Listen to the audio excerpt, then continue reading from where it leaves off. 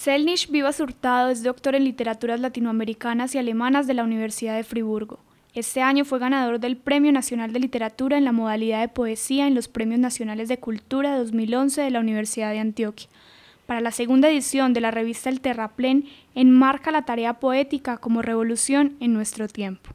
En primer lugar, lo que tenemos que decir es que a muchos se les olvida que cuando hablamos de la poesía hablamos justamente de un modo de pensamiento, una forma de pensar, una estructura del pensar. Y esa estructura del pensar es una estructura inusitada. Es decir, que la poesía justamente se encarga de modificar nuestros parámetros habituales para pensar la sociedad, para pensar las nociones de tiempo, de familia, de pareja, para pensar las nociones de naturaleza, por ejemplo, de vida, muerte. Eso quiere decir, entre otras cosas, que la poesía no puede estar simplemente al servicio de las verdades ya establecidas, de las verdades habituales, de los clichés del pensamiento. No es apto para la poesía repetir que los colores son colores o que las formas son formas. La poesía está en una permanente lucha, en una investigación continua contra el lenguaje establecido, contra lo agotado, contra lo automatizado. Por eso es que la poesía nos saca de un lugar en el mundo y nos establece en un nuevo lugar en el que tenemos que pensar de formas diferentes.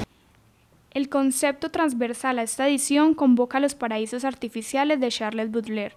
Celnich manifiesta la necesidad del quebranto a paradigmas, en acuerdo con lo propuesto por el poeta francés. Nos referimos a los paraísos artificiales de Baudelaire, que es un libro del siglo XIX. Entonces, pensamos directamente en que la obra de un poeta logró conmover la sociedad de su tiempo, y no solo porque esa obra era una crítica a esa sociedad, sino precisamente porque mostraba otros caminos que los seres humanos de aquella época y de aquella ciudad de París no habían visto. Es que Europa no simplemente puede arrogarse el derecho de ser un continente de la razón, de la verdad, de los métodos. Europa también es un continente que depende y ha vivido de la fantasía, de la alucinación, de los viajes inconmensurables de la imaginación y de la razón, por supuesto. Entonces, lo que encontrábamos allí era justamente como un demoler esa estructura solidificada, fosilizada de la sociedad occidental, para pedirle a esa sociedad un cambio radical. Y ese cambio radical consiste precisamente en que aquellos que van a hacer arte, aquellos que quieren hacer poesía, deben tener muy claro que se debe trascender más allá de lo ya dado, de lo ya habitual, de lo agotado, ¿sí? Paraísos artificiales porque nos demuestra que vivimos en paraísos artificiales, pero qué triste que vivamos en los paraísos artificiales creados por otros que nos han impuesto el mundo, y no en los paraísos artificiales que nosotros queremos crear o que hemos creado.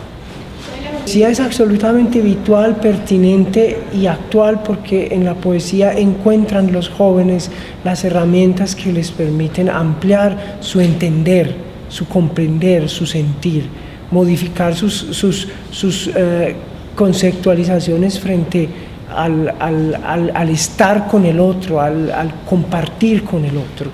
Y es en ese sentido que la poesía está al orden del día, porque no solamente mediante las arengas y las críticas políticas se debe discutir la reforma de la Ley 30, es más allá, es justamente cuando nos preguntamos si la educación debe estar al servicio de la libertad de la imaginación, de la libertad del ser, de la libertad del existir, o si simplemente queremos una educación para la rentabilidad, es decir, para pagar, para gastar un dinero y para conseguir un trabajo y vivir mediocremente con un salario miserable.